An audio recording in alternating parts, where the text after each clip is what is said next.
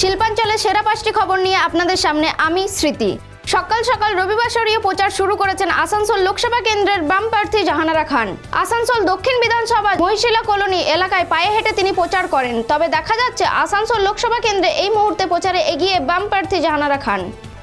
গত 8ই March chamber কার্যালয়ে সর্বসম্মতিক্রমে রানীগঞ্জ চেম্বার অফ কমার্সের নতুন কমিটি গঠন হয়, যার মধ্যে নতুন সভাপতি রোহিত খৈতান। শনিবার রাতে চেম্বার অফিসে প্রাক্তন চেম্বারের সভাপতি অরুণ ভারতীয়াকে চেম্বারের চেয়ারম্যান করা হয়। এরপর রোহিত খৈতান বলেন, পূর্বের কর্মকর্তারা চেম্বার অফ কমার্সকে নতুন উচ্চতায় নিয়ে গেছেন।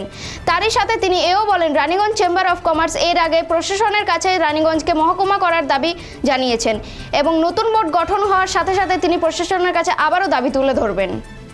দুর্গাপুর লোকসভা কেন্দ্রের তৃণমূল প্রার্থী কীর্তি আজাদ রবিবার মন্দিরে পুজো দিয়ে মন্দিরের সামনে তৃণমূল মহিলা কর্মীদের হাতে রাখি পরে মিষ্টিমুখ করে প্রচার শুরু করলেন কীর্তি আজাদ এবং তিনি দিলীপ ঘোষের উদ্দেশ্যে বার্তা দিলেন, দিলীপ ঘোষ নাকি মহিষাসুর, বাংলার নারী জাতিকে অপমান করছে। এবং তিনি দিলীপ ঘোষকে নিশানা করে এও বলেন, বেঙ্গলি মে এক কাহাবত হ্যায়, পাগলে কিনা বলে ছাগলে কিনা খায়। দিলীপ ঘোষকে ছাগল বলে কটাক্ষ কীর্তি আজাদের।